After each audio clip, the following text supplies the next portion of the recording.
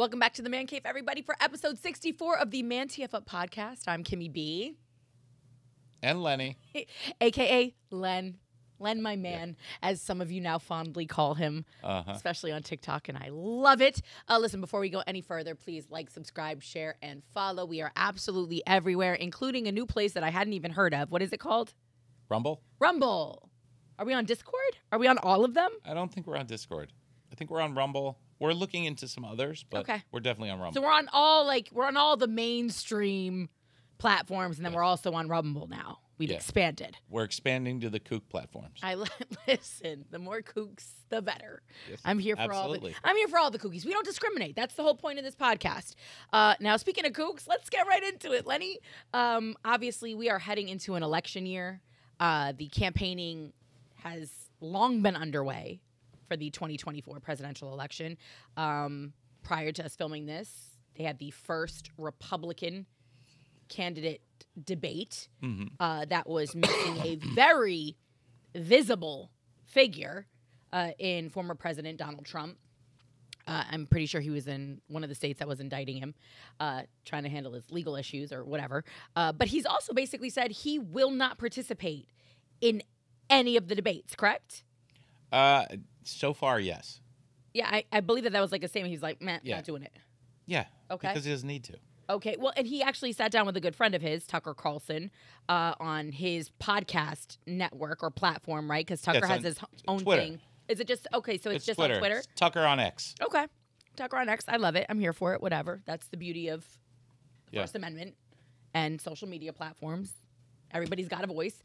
And he did a recent episode with him, and you were blown away by how many views, likes, and how much engagement this sit down with former President Trump and Tucker Carlson received in 48 hours, right? We're talking about hundreds of millions of views, hundreds of thousands of likes, hundreds of thousands of reposts and shares.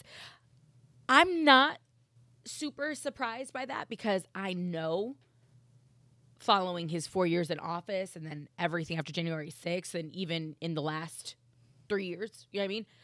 How ravenous his fans are. I don't call them his base, his constituency. I don't know. It's his fans, because that's what they are. This is their, I don't want to call him a messiah, but this is their guy. This is their guru. This is their person. And I mean, they want to hear what he has to say. I get it, but the part of it is, I mean, for me, it's we're back to, the choice of the better of two evils. So, at what point do the American people support him over who they would normally support? I mean, I think he's starting to glean support from both sides. From both sides? Yeah, because the Democrats can't even decide who's going to run for president yet. Mm-hmm. I mean, Didn't Joe Biden announce that he was running? Yeah, but it's not, there's a lot of people in the Democratic Party that don't want him to run. I feel you. So, I mean, yeah, Trump had more support in the Republican Party in 2016, but they're coming around quick. They're jumping on the bandwagon quick. I mean, is it the best candidate? I think he's got the best chance of getting elected. And those are two different things. Yes. That's a fantastic point to make. And as scary as it is for me to say it, I wholeheartedly agree with you. When this man says he will run for president from jail if he has to, I believe him. And he will get votes. And he will get a lot of them. I talked to some friends in Georgia that are staunch Democrats. Mm-hmm. Staunch. And they don't want to vote for Biden. Mm-hmm. And they don't want Kamala. Mm-hmm. So what does that tell you? That's pretty fucking scary. That's pretty scary. And then you have candidates like the guy I pointed out to you, Vivek, who is running on common sense, which is not going to get him elected, but it makes a lot of sense. He's running on let's fix the problems. And nobody, it's like, who's picking these candidates Len, that they're putting in front of us. Here's the problem, and I think this is what we were talking about before we jumped into the podcast. What does that say about the American people? What does that say about American voters if you have a candidate who's running who is speaking to every point of concern that we have? Because he is. I've seen a lot of what he has to say, and I agree with some of his things. Some of the things I'm not the hugest fan of, but that's the point of, weighing out candidates, right? That's what you're supposed to do. You're supposed to listen to what they have to say on the things that are important to you, and then you go from there. You figure out who is going to, and some of the things that should be important to everybody. Facts. But that's where my bigger point of concern comes from, is that it's no longer, am I frustrated that we don't have younger blood running for office? 100%. Am I frustrated that we don't have better options? 100%. Am I frustrated when I watch a congressional hearing and everybody sitting on the bench is 85 or older and looking like literally at any moment they could die? You know what I mean? That's scary, because honestly, what kind of decisions are you making for the future? If you know you're looking at 10 years or less, what do you care what happens in this country? You know what they're doing? They're bolstering their trust for their family. Okay. That's what they're doing. Different conversation for another time, because I don't disagree, but it's like, when you really think about it that way, these old geezers sitting in Congress, sitting in Washington, voting on these very important issues, they're going to be dead before they actually feel the impact of the things that they voted on, right? Like, Mitch McConnell will be long gone, and we will still be dealing with the setbacks to our judicial system that he put in place when he replaced over a quarter of our federal judges with 45-year-olds that have lifetime appointments, right? While we were sitting here arguing over Russian collusion and over which stripper Donald Trump banged or didn't bang and who he paid off, like, they were sitting there like, entertain the monkeys, you know what I mean? Entertain the kiddos. Entertain the animals, and then we'll figure it all out. That's what our society has become. 100%. And we fall for it. But it's like, how many times, the one thing that I will say. Every time somebody gets smart, they're like, look, a puppy. Yeah, but here's the deal. As much discord as social media has created, you don't really get plausible deniability anymore, right? Because at some point in time, even if you don't agree with it, even if you think it's the biggest crock of crap, you think it's a conspiracy theory, you've seen it. You should know at this point that the conversation is being had, right? Like, I don't know. You don't get to say, oh, my head was in the sand anymore. I just feel like it's let me ask you inescapable. Let me ask you a question. How are you going to choose to vote?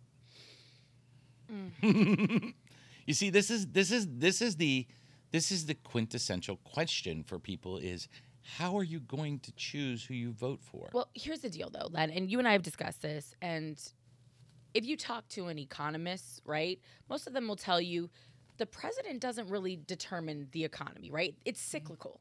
So you have to pay attention to what was happening before, what was happening after. Now, I know there's some points when a presidential election, if it doesn't go the way it's supposed to, or if there's some sort of upheaval, it can cause unrest in the markets. Obviously, we know that but usually those can correct. You're talking about the stock market. But the general economy overall, and especially in the United States, runs on logistics. So when you have an economy that runs on logistics, the price of oil really affects your economy, because everything in this country moves by truck or train, which relies on fuel. So when you hike the price of fuel, UPS hikes the price of shipping. But we don't, unfortunately, we don't control the fuel prices. The president does. The Congress and we don't control what OPEC charges us. It has nothing to do with OPEC. That has to do with the pipeline that they've been fighting over for the Keystone Pipeline, which has been a debate. Obama shut it down. How can you say that the Middle East has no impact on our oil prices when every time there's something that happens they raise the price of oil? They have an impact on our oil prices. And the reason they have an impact on our oil prices, and here's a stat you can look up, Kimmy. There's more oil under the United States than Saudi Arabia. So people here are being prohibited from drilling, or like the Keystone Pipeline, which would come through and bring fuel crude oil down, But- stopped. It gets so when you have a Republican president, no matter who it is, they're opening up and letting more stuff happen for. And we usually end up paying for that long term because deregulation always ends up costing us Listen, in some way, shape, or form. Deregulation and 2008 and figuring out a happy medium This is two different situation right things. now. Because what happens is one person has it running, the next person shuts it down. Running, shut down. Running, shut down. There's no medium there. There's no okay, well it's going to impact this. Okay, well let's figure out how to moderate that. Sometimes that happens because the shit is so dire that literally your only option is to shut it down and completely rebuild it. We saw that in 2008. Like that was kind of that was the banking system. Yeah, that was handed over to President Obama at the time, listen, right? I voted for him twice. No, I know. Okay? No, and he did a great job of, as far as I'm concerned, he did a great job of getting us out of the deficit where the hole that we were dug into. But here's my question to you, because you're also a firm believer that there's somebody else pulling the president's strings, right? Like, oh yeah, so why don't these people want to drill for oil? Because I would think that a lot of the names that people like to associate with that great, the one world order, are exactly those people. They're energy people. They're oil people. Yeah. They're, you know what I mean? Why don't they want to drill? You would think if they're pulling the strings. Why don't the Democrats let them drill? No, Democrats or Republicans. I'm just saying, why don't they make it more of an issue if they're pulling the strings? And this goes back to me saying the president, again, to me, the scariest part about all of this, and I've said this repeatedly, what happens at 1600 Pennsylvania Avenue, what happens in Washington is one thing. What happens in the 50 states that make up this country, to me, is much more impactful, right? But unfortunately, we always focus on presidential elections. We always focus on this figurehead, and this is the thing that, undoes the glue. And it's wild to me because we're seeing the power of states and we're seeing the power of people in some of these states with the decisions that the Supreme Court has been making, right? Like, because that's really what they've done in a lot of instances. They've just said, this really isn't on us to decide en masse. This power or, the right to make laws on certain subjects, obviously abortion being one of them, belongs to the states, right? Because the original Constitution said exactly that. There was a clear control on large government. Yeah. They really, really, really wanted the control to be in the hands of the states. But at some point in our history, we passed that. Yeah. We passed that.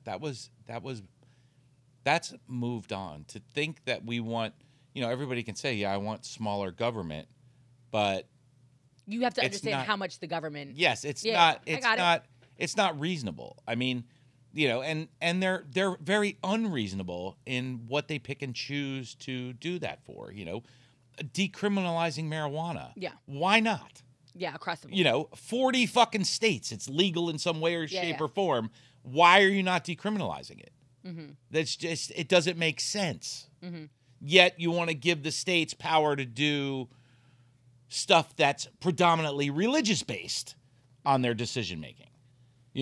It's so. But again, that's a testament to the power of the state. I realize that at any time the federal government can come in and can seize your assets. There's also the reason why people that are in the weed business can't put their money in FDIC insured banks. You can't. It's really a cash only business in most situations, isn't it? Yeah. Because it's not. They're trying to federally, do their own credit union. They should. Well, it's difficult because any proceeds moved across borders. Yeah. But it also makes it difficult to, lines. in terms of, that's a whole, again, I would love to have somebody come in and really talk about it because it's very interesting. And it's like, from a communal standpoint, as far as credit unions go. But the point is, the federal government is giving up power to do this. But is that because they haven't come to a deal with the pharmaceutical companies yet? Because let's be honest, in most situations, they're the ones coming in because even in the states where it is legal, the mom and pop growers have mostly been pushed out because they can no longer afford, the permits and the this. As soon as it becomes a viable thing, yes, it's taken over by big companies.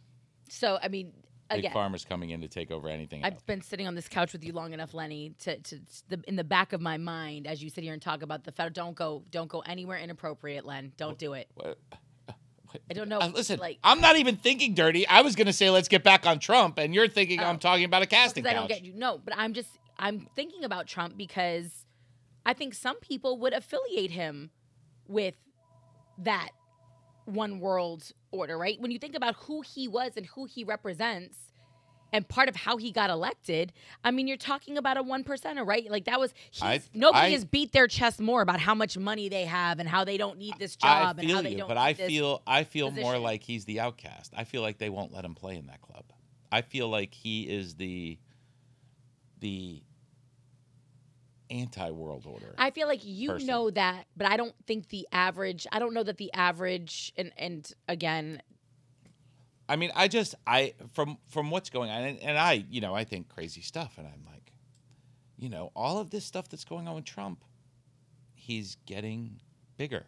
He's getting more market share. Let's just say the United States is market share. The voters are the market share. He's getting more market share. Yeah. He's getting more market share off of all this shit that's going on with him than anything else. But let me finish. So before all these indictments dropped, Trump really didn't have the ability to get back on Fox or MSNBC, or wasn't in the spotlight at that time. He wasn't yielding the exposure before that. So now that these indictments start to drop and just keep dropping, I think he's 4 or 5 different states have him under indictment, he's gotten more coverage and grown probably double in popularity since before. Because a year ago, the Republican Party was like, nah, we're not going there.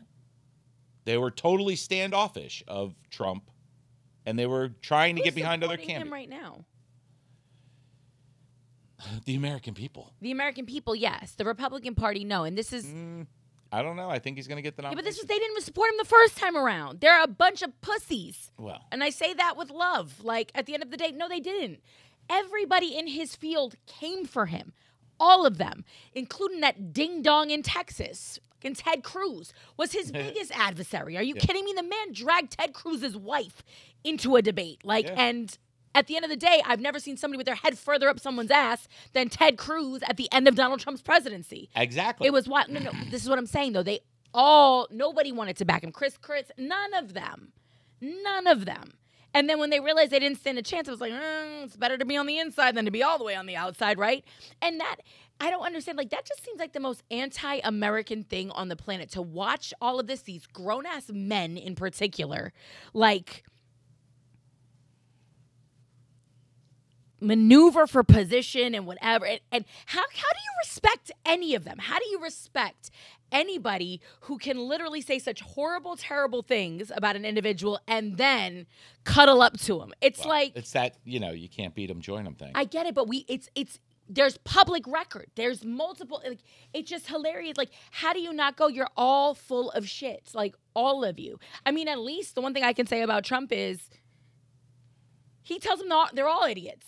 You know what I mean? Like, he doesn't pull his punches. He does. Well, no, I mean, but it's just, what scares me, though, about, and again, I've said what scares me 17 times, so clearly I'm scared, is the fact that this says more about the American people. This says more about our countrymen than it says about democracy. It says more about where these folks are at with our government and how fed up they are, you know what I'm saying? That they would rather have a man who has lied to them on so many occasions, on like all of that bullshit about, I'm not taking a paycheck. We know that's a big fat lie now. You know what I mean? I'm going to donate my money. We know he didn't donate nothing. I think he made one donation on the first quarterly check that he got or whatever. Other than that, cash him and then charged us millions. He capitalized on the presidency in such a monumental way, like forcing people to stay at Trump hotels, golfing every other day, charging us for golf carts, charging us for hotel rooms. No matter where he went, he was staying at one of his properties, and so was Secret Service, and he was eating check after check. It's all public record. I'm not lying. You can go see it for yourself. Gotta stay somewhere. Yeah, but Marriott's an American. Like, there's plenty of other American hotel chains that could have eaten off of the presidency, but this man happens to own his own. So, hey, let me ask you this. Would you rather have someone blatantly, favoring their own country club over the Marriott Country Club?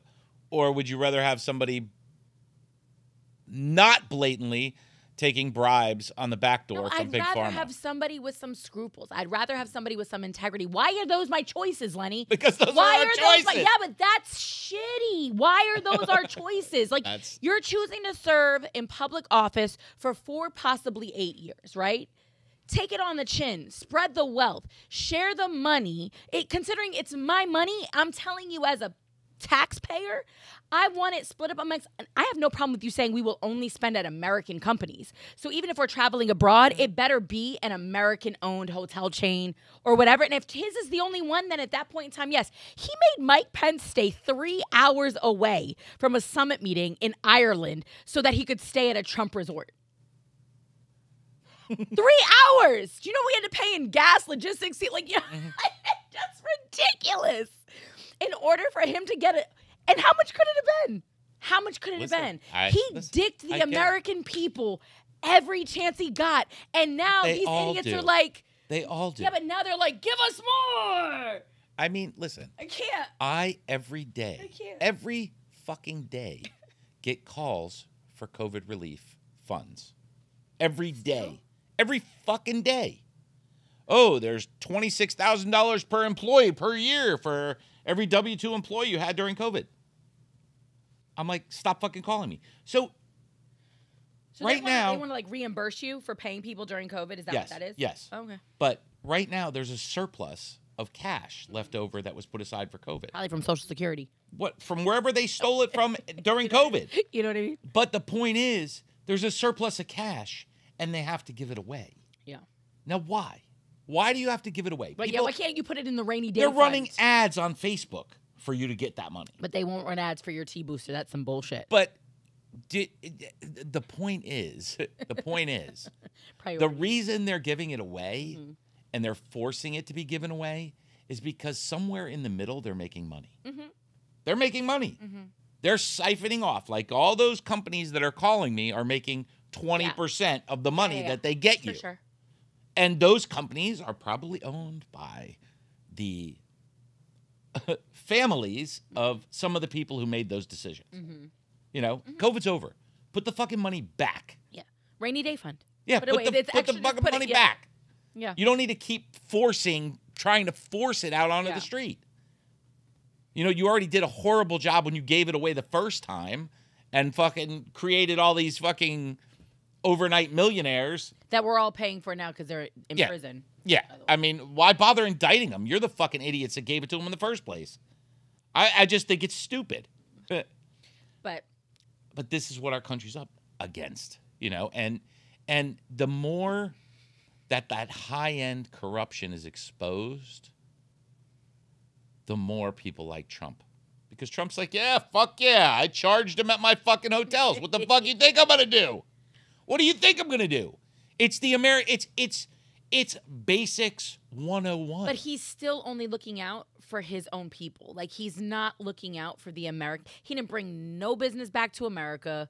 He didn't I feel what you're saying, and I think there's room for in fact, improvement. His daughter and her husband made something like $300 million or some ridiculous amount of money in China, making coffins and all kinds of other crazy shit. And I don't know, maybe I pulled that off of Instagram, but I know that they made a ridiculous amount of money themselves. Yes. Overseas. You know what I'm saying? Every politician does. All of his. They're not politicians though. They're. No, every politician, their family makes money off of shit. Okay. Because that's the only way they can do it without being exposed. Their kids are out there doing whatever. This wasn't even trying to hide it. It's the same thing with fucking Biden's kid. It's the same thing. He wasn't. Was he? I don't want to get into that. It's the same thing. It's the same. Joe Biden was the vice president, not the president of the United States, and Hunter Biden wasn't an actual official in the fucking White House. No, I get that. In but an, he was still operating in an official capacity. No, but he was still a kid. As a member of the, like, as a face of the U.S. government. Like, and I get that. I understand what you're saying there. Like, this is just an egregious affront to process, to protocol, to the rest of it. Don't you think, though, that it's kind of silly that they brought 4 indictments against him? I mean, don't you think if there was a united front against Trump, right? No, because these are at a state level where it was the most egregious. Yeah, but you know, the one in Georgia is going to fall down to freedom of speech. It's going to fall down to freedom of speech. It's what it's going to do because nobody actually acted on what he asked them to do. So there was no crime committed. There's no, you know, because he asked the guy, hey, can you fix this? Can you check this out? Can you do something about this? Doesn't mean anything. Are you? I don't think that that's true, Lenny. No, I don't. You know, I mean, that's true. I think that that's like bribery. It's like whether the person takes it or not. If you offer payment to somebody, like cops don't take the money from. I would bet every one of these. I would bet every one of these indictments falls apart. I don't think the one in Georgia will. The one in Georgia was mark my words. And every one of them will fall apart, and he's growing. And if he gets elected before then they're definitely over because he'll just. Yeah, but do you see what you're saying, though? The fact that you're okay with that is absolutely enraging. Really? You're okay with a man using the office of the presidency to literally allow himself to break laws, to try to dismantle our democracy, to try to take away our votes as voters because he didn't like the outcome. Like, you're literally saying that the playground bully let me ask you this. Should be made class president. Forget about Georgia. Forget about any of this. Do you think that the voting system in the United States is not flawed? How you have to tell me how we haven't proved any voter fraud whatsoever. How is it flawed? You go in, you bring your license, you cast a fucking ballot, and you walk out. You get your receipt, you get your sticker, it says, I voted, and bam. Yeah, but it's electronic. And when it's questioned, it's then counted by hand, manually, multiple times. Sometimes with crazy people with guns looking over your shoulder. Okay. Why would you feed into this? What proof do you have that it is flawed? Like, what proof do you have? None. They have the fact that politicians are robbing our country. Politicians in general so are people. Are the most corrupt so are people they are. Businessmen, so are fucking I get it. Pastors. I get it. Listen, it's called capitalism. I get it. And apparently this is what we're left with. Yeah, but the government's not supposed to be that. The elected officials are not supposed to be businessmen padding their pockets. Yeah, but they're not supposed to be businessmen padding their pockets. But then why do businessmen continue to approach them and ask them to do so? Because they're allowed. They're allowed, but there's got to be some sort of accountability on all fronts because then guess what? You don't get reelected. This is the problem. Like, everybody wants to bitch and moan about the way things work until the way things work benefits them. Then it's like, It's funny. but they're not so bad. Like, all the developers, like, everybody's mad at Francis Suarez in Miami, right? Because he's a lawyer and he does real estate law and he's been in cahoots with some of the developers that have gotten very big contracts and blah, blah, blah, blah, blah. But on the flip side of it, all the tech people, oh, yeah, bring the money in, bring the money in, bring the money. Like, so it's one of those situations where it's like you're picking and choosing once again. It's the same thing with big oil. And, do you allow them to drill in the United States or do you not allow them to drill in the United States? Who's going to be the politician that's going to step up and not take the bribes? You feel me? Like, where's that generation of political? Where's that person? Again, I go back to what we opened with, which was when you're watching these, Senate hearings and you're watching, the congressional meetings and you're looking at what's up there. If you're 42, my God, you look like a spring chicken. You look like a baby. Compared to the rest of these people, especially in the Senate, which, as you already know, I feel is hands down the most powerful body in this country. Like, hands down, bar none, whatever. What I'm fearful about, though, is that you're hearing these conversations. I'm seeing more about term limits than I've ever seen before, right? People wanting term limits. This is something we need to fight for. If Donald Trump is elected president, that will go out the window. as will term limits for the president. He's already said that. He wants to be the next Putin. He wants to be next you Kim reminded me, I Jong-un. found this really good video of Ross Perot. You know who Ross Perot was? Do I know? Yeah. When he was running in 92. And what he describes in 92 that needs to be fixed. I feel like I saw this. It's the same shit. Yeah, 31 years ago. Yep. 31 years ago, he was talking about. So is Tupac, though, and we're still looking at the same thing. So, yeah, this one. For the 21st century. Step one, we've got to slash the White House cabinet and congressional staffs. Staffs don't get much done. All the action is in the field. Listen For to the example, in 1960, Congress had 6,700 staff members. Today they have 30,000. The White House had 375 in 1960, and today has 1,850. All they do is clutter up communications between the people and the leaders. We've got to change the whole organization in Washington so that people come to Washington to serve us and not to cash in. We absolutely must stop deficit spending. We've got to replace Graham-Rudman with a bill that will really eliminate the tricks, the loopholes, and the improper accounting procedures. We've got to give the president line item veto to eliminate pork barrel and waste. We must eliminate PACs, political action committees. We've got to make our elected officials responsive to the people and not to the special interests. That's job one. We've got to eliminate all possibilities of special interests giving large sums of money to candidates, and we must leave no loopholes. So that was 1992. Mm-hmm. Where are we at today? Years were too big. I'm just kidding. That wasn't it. But same. it's heartbreaking. It's the same fucking place. It's a broken fucking record. We're stagnant. And nobody's fucking learning. The only thing I will say as far as staff goes, I 100% agree. However, there were also less people. So I think that obviously you need some sort of increase just to deal with the volume when you're talking about constituencies and things like that. Of course, but you still need thousands. We don't have more congressmen. We don't have more we do senators. have more people in Congress. You get more people the more people you have. Congress changes. The amount of By people how many? in the House depends on the population. But I thought it was 497 or something. 400. No, but it increased. Like, that's the whole deal, is that the amount of people you have in the House is dependent upon how many people you have in your state. So if your state's population grows, you get more people in the House. Not more senators, but you will always get more people in the House, dependent upon how much you're. And I'm sure it's thousands and thousands of people. So yeah. But that's Just always seems been the crazy. deal. Yeah. It seems crazy, but that's big government. Yeah. I mean. But, the U.S. government is also the largest employer in the nation, too. You know what I'm saying? So as far as making sure people eat and checks and pensions and things of that nature, they're keeping a lot of lights on. So, there's multiple moving pieces with that. But, yes, the fact that we have not progressed in 30 years. You had Clinton in office. You had Bush in office. You had Obama in office. You've had Trump and now Biden. So you're talking about 5 additional presidents. Yeah.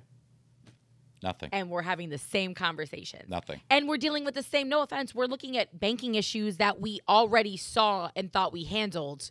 Yeah. Just 12 years. You know what I'm saying? In 92, they were coming out of the savings and loan, which was 10 years before that. The savings and loan crash. So it's a repeated thing. They're just continually robbing. Again, it goes to what you said, though. It goes to you opening it up, then you shutting it down, then you opening it up, then you shutting it down. Because when your pension fund doesn't grow the way you wanted it to in the 8 years, you understand what I'm saying? Then somebody has to come in and change that. Or we need to open things back up. We need to breathe a little bit. And then you've got to make up for that. So it's like we are the epitome of those who don't know their history are doomed to repeat it in this country. That is true for almost everything in this country. Yeah. And it's crazy because we're only, 250 years? We're not even that freaking old. Mm-hmm. Yes. So it's like, how can we not learn? We don't have that much history to learn from, guys. It's crazy. But I'm more concerned, though, to your point, Lenny, with where our country men and women are at. That, to me, is more the conversation that these candidates should be concerned with. Yeah. I understand that we want to hear about the things that are important. I want to hear about issues, but really, they could all stand to do a little more grassroots and really get out there and figure out where this disenfranchisement with I mean, democracy you've gotta, coming you've from. got to have an understanding of the basics. You know, I mean, people are realizing that it's getting unaffordable to live in this country. You know, in a lot of places. There, you know, so again, what I mentioned before about logistics. If you lower fuel prices, stimulate the economy no matter what. No matter what. If you lower the fuel prices by $2 a gallon, it stimulates the economy because people can now take a vacation or go here or go there.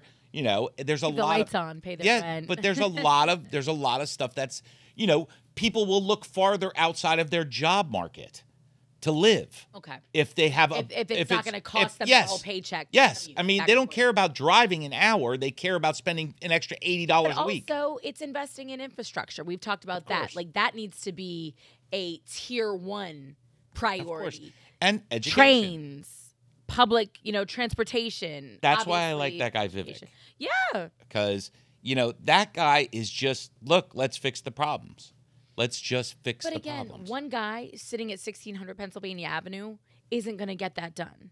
No. Right? Now, no. I understand having a figurehead that believes in all of those things is a great place to start. But look at the state of Florida. Look at what we've spent the last 3 to 5 years fighting over and voting on and spinning our wheels about, right? Like, absolute bullshit. And in the meantime, almost every major insurer has pulled out of our state, right? The cost of living has skyrocketed in many places. Do you know that Florida is no longer in the top 5 places to live? That's a recent one, which is crazy because we know so many people moved here. People will always love the tax structure, always. But if we keep fucking with, places like Disney and other tourism spots and we keep making it too unaffordable to live in Miami, so now you have no hotel help and you go to you go to these bougie ass hotels and the pool's broke because they can't get a maintenance person to come. Like, it's all interconnected, right? Then guess what goes away? No state tax. If tourism dollars aren't up to float the system, you know what I mean? It's going to have to come from somewhere. Yeah, it's sales tax is what. Yeah. But our sales tax makes a lot of money because we have so many tourists. Yeah, absolutely. And it's crazy to me, but we're so easily distracted by things that honestly have no impact on your actual life.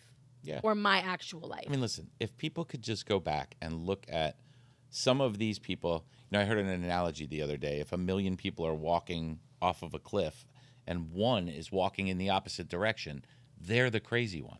Mm-hmm. That's that. Yeah. Yeah. So if you look back 60s, 70s, 80s, 90s, 2000, you'll see people like Ross Perot and Vivek now who are saying, hey, look, we're headed for this. We need to fix this. We need to do that. And nobody fucking listens because they're made out to be that one person that's not walking off the cliff. But you know what's so crazy, though, is that none of the other politicians disagree with what Ross Perot said. Like, you'll never sit in a room and have a conversation with a Bush, with an Obama, with a Trump, and get him to disagree with anything that man just said. No. They just pivot the conversation to these other things that literally get people so riled up. Mm-hmm. And it's crazy because it's like, let's think big picture. The roadways in this town that we're in right now, that affects you, that affects me.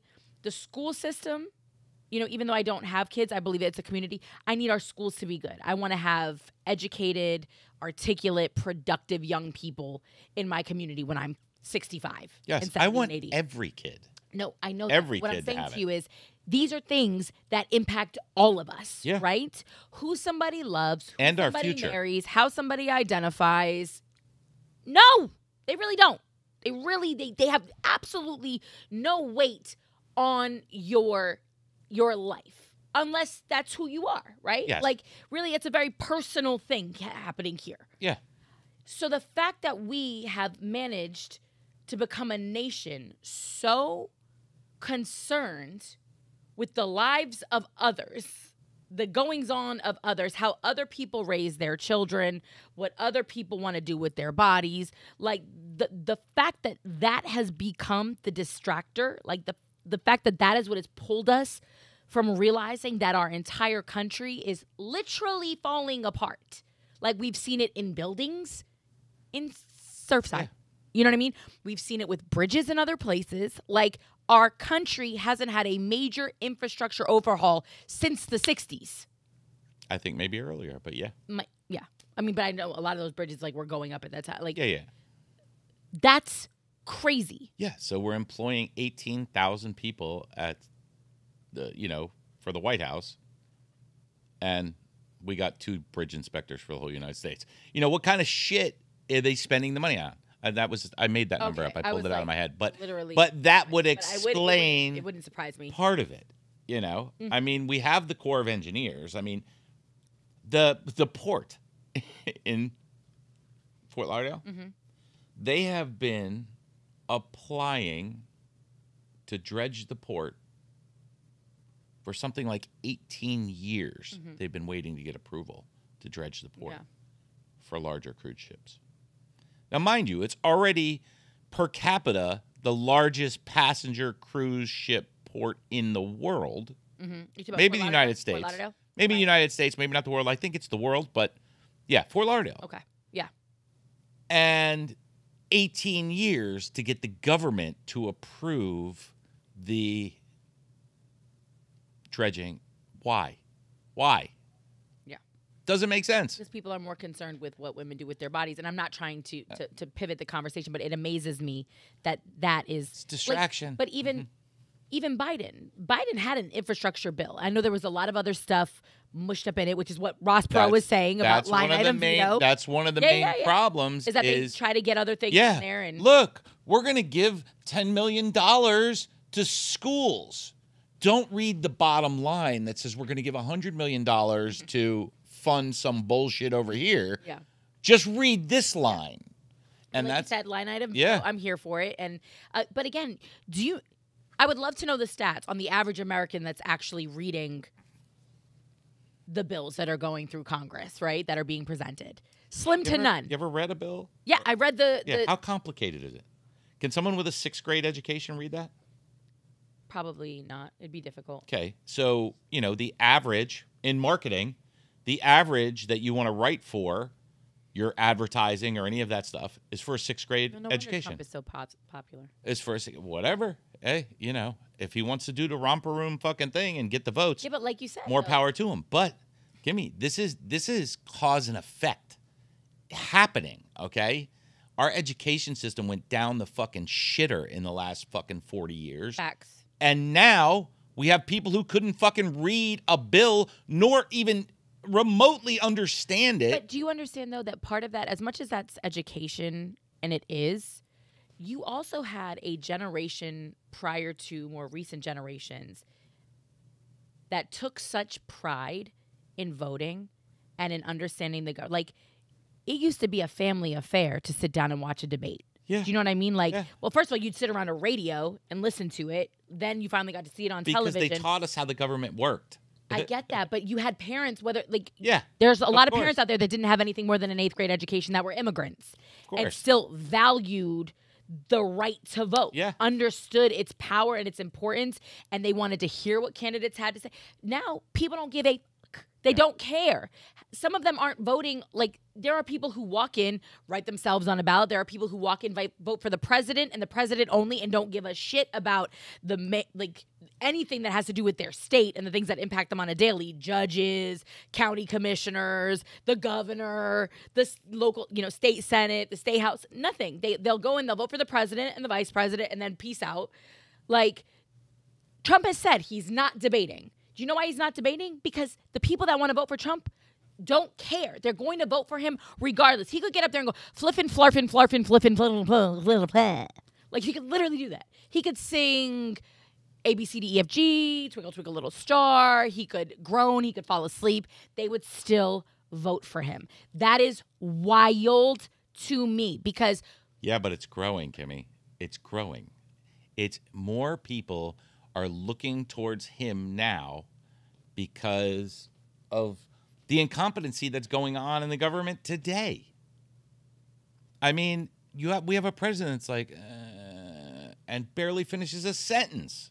How can that be the most powerful man in the world? Those are two different things. So the perception of him being powerful is one thing. And yes, I want a person in that office, man or woman, that is perceived as powerful, as sharp, as calculating, as intelligent. I agree with you wholeheartedly. I can't watch the man speak. I can't watch him speak. I voted for him. I can't watch it. And I'm always like waiting with bated breath, like, oh. Now this is the guy you want fighting your fucking battles for you? I get it, but guess what? None of those guys are the guy. At the end of the day, none of them are the ones fighting the battles for us. They're the guys who are talking to the Senate, the other leaders of the world. No, listen. They're not the ones declaring war. Listen, they're the guys who are talking to the other leaders of the world. If you look at the other leaders of the world out there today, Putin, China, North Korea. More respect these for guys Joe are Biden than I have for fucking those people. These guys are brutal fucking killers. Okay? Yeah, and the guy that they're ready to elect wants to be just like them. I'll tell you what, I'd rather have just like them than fucking. So you want Donald Trump for 30 years? Because that's what Putin did in the last election. He managed to finagle that up in there. Hey, you want this stimulus money?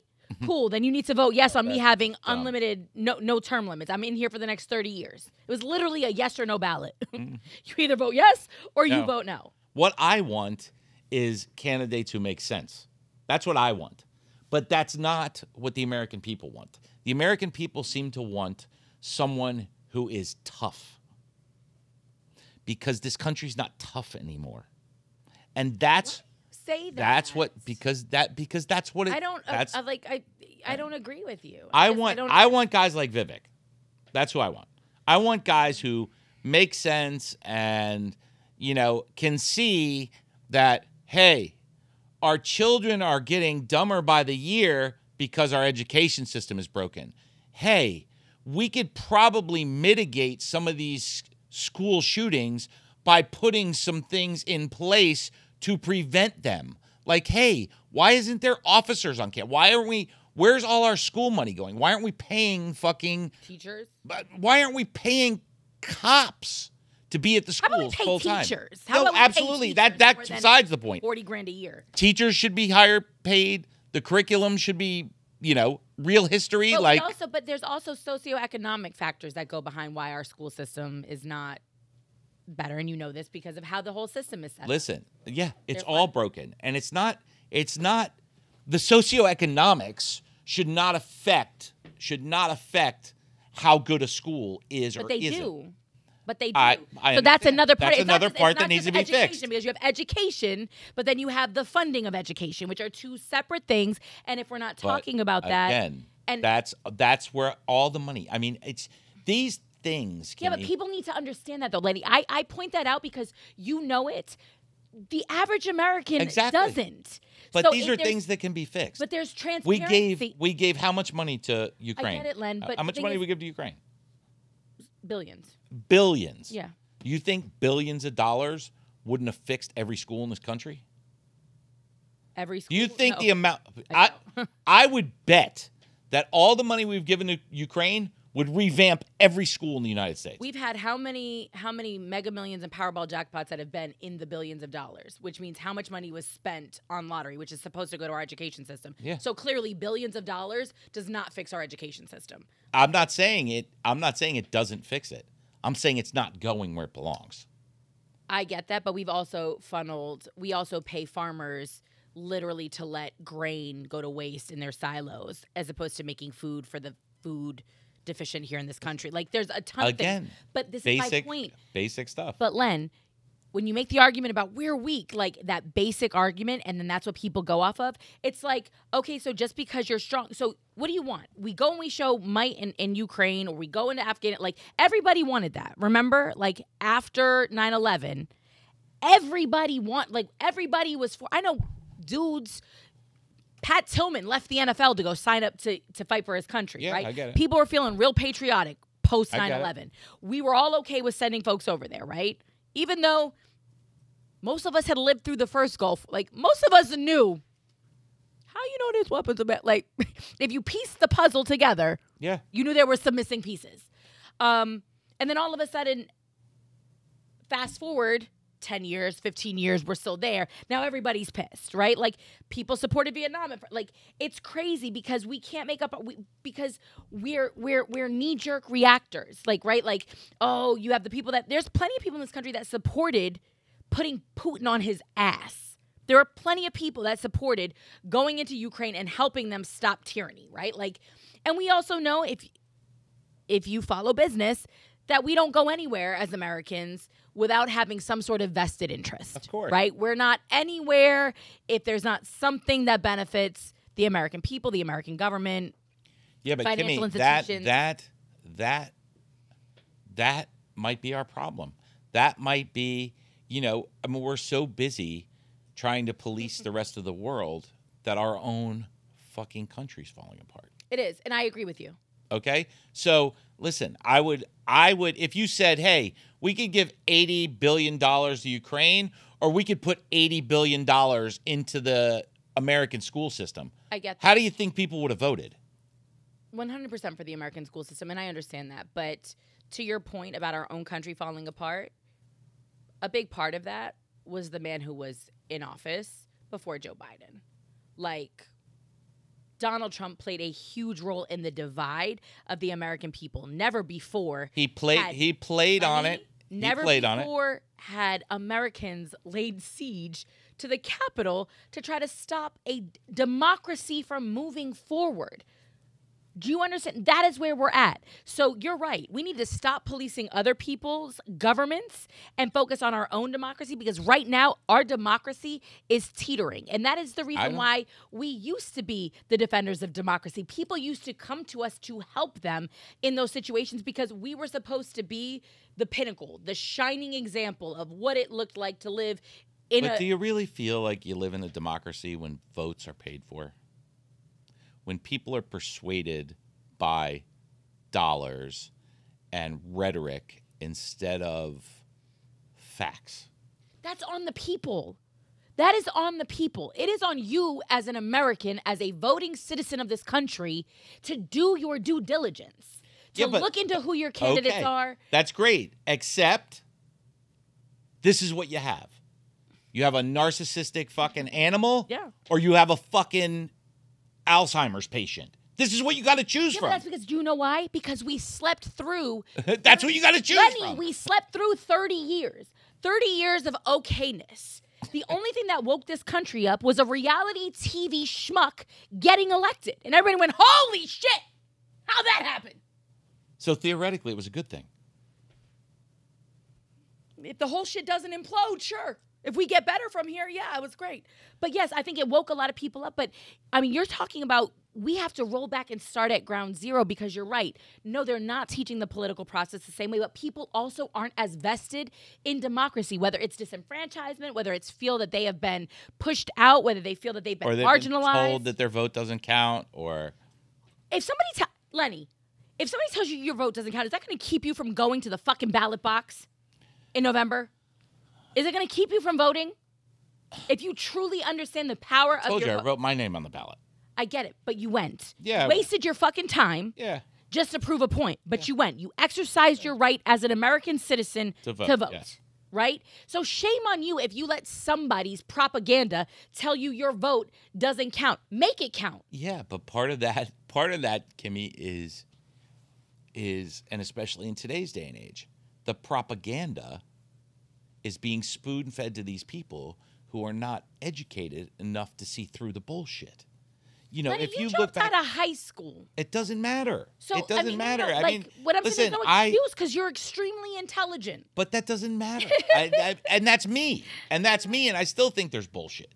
I still, I mean, I would almost bet that Trump orchestrated these indictments. Can I tell you something? When you were talking about it as we started this podcast, I wouldn't be surprised, because like you said, he wasn't getting TV time. And now this motherfucker's everywhere now. And now he is. He's gone up fucking 30 points. Because you have to report on a former president being indicted in every state of the union. You know what I mean? It doesn't make sense, Kimmy. If there was a real case, that had merit and that they thought they would win, they would pour every resource into that one indictment. They wouldn't allow it to be splintered. They're not going to stop. They're not, by splintering up all these indictments, they're not hurting. But I still don't agree. And you can't. Like, you can't cross-prosecute in places when it's a state-level situation. And you have to remember, the Supreme Court is the Supreme Court he put on the bench. So nobody wants to take a case to the Supreme Court because they know how they'll vote. They're in his pocket. This is the craziest time in American history because we know all of this shit and we're still like, meh. Meh. It's it's absolutely Are you going to vote for Biden wild. Just curious. You know what? I'm going to be very honest right now. I'm going to have to see who the Republican nominee is. If they can figure it out and make this crazy man run on his own, which he will. I don't think he's going to run independent.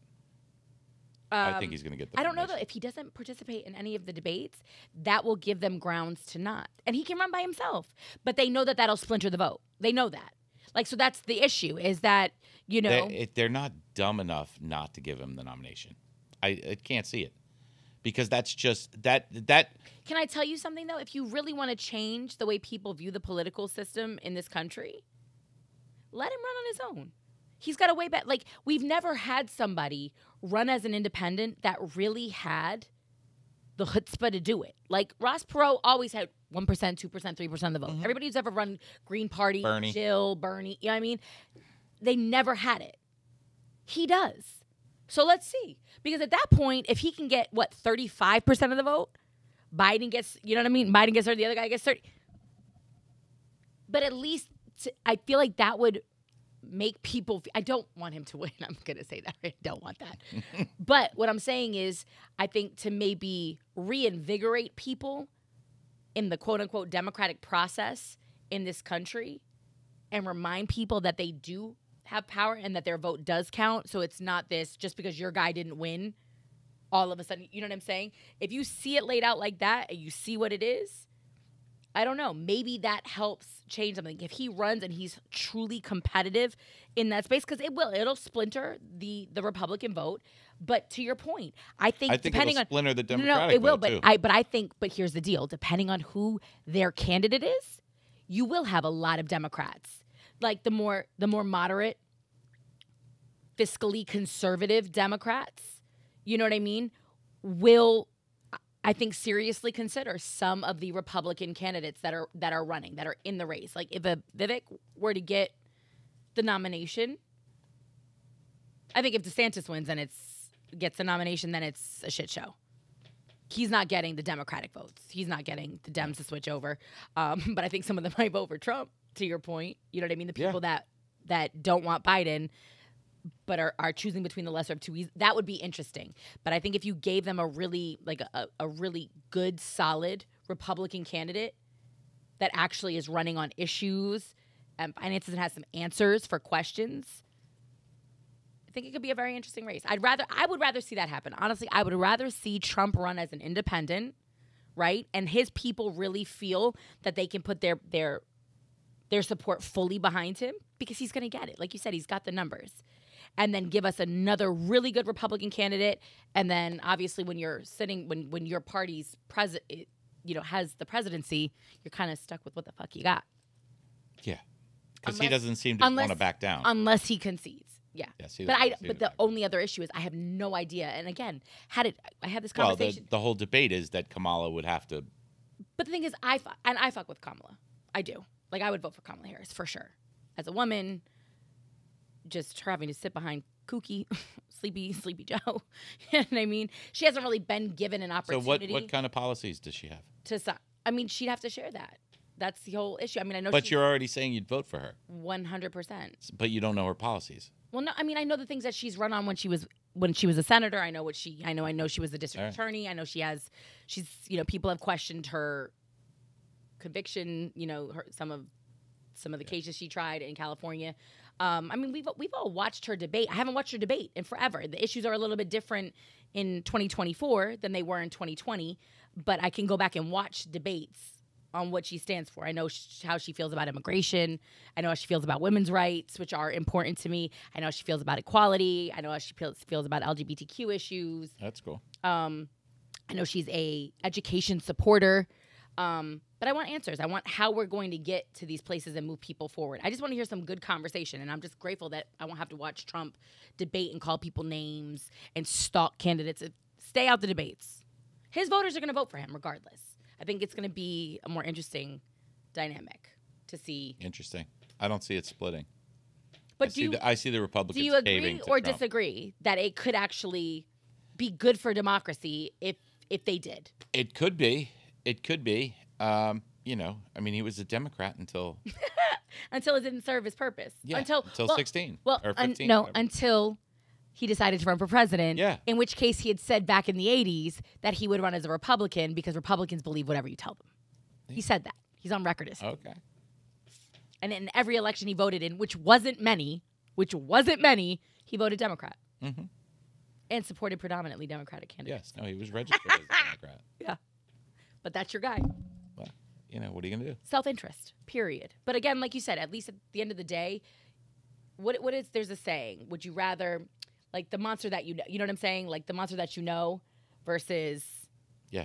you know, like the sheep and wolf's clothing, or the wolf and sheep's the teddy clothing. bear that's really a serial killer, you know? So it is what it is. Interesting times we're living in. We will, of course, I'm sure, have more on this as we get closer. I'd like to talk about the Vivek thing, though, honestly. At some point. I think we should probably do an episode based on who the candidates are come January. Well, yeah, and I have some friends that are in the political space as consultants and things like that I think could come in and break down what some of the platforms are, and also when you're looking at PACs and what to look for. But I like some of the clips that you sent me of Vivek, and we can discuss what I don't like, what you do like, and whatever. But yeah, it's interesting times. Just get involved. Take your democracy seriously. Vote, even if you feel like your vote doesn't count. Like at the end of the day, it definitely doesn't if you don't do it. Right? Got that right. All right. Well, we will talk to you for episode 65, the ManTFup podcast. Make sure you follow us everywhere. Like, subscribe, share, all of that good stuff. You can leave comments. You can email me, kimmyb@mantfuptv.com with any, right? That is it. That's it. Yeah. ManTFuptv.com. Yeah, Kimmy B. Yeah. ManTFuptv.com. If you've got, suggestions for guests, possible topics, you just want to curse us out, I don't care. Yeah. I don't care. I mean, not that I care, but I don't. Whatever you got to say, I'm here for it. Right? Yeah? You good? Me too. I'm good. Sure? I'm good, yeah. Okay. I'm good. I'm not going to give anybody an endorsement yet for the presidency. Because once Lenny decides, that just changes the whole game. You got that right. Once he makes that announcement on this podcast, it's a wrap for everybody else. Right. Anyways, peace out, fans.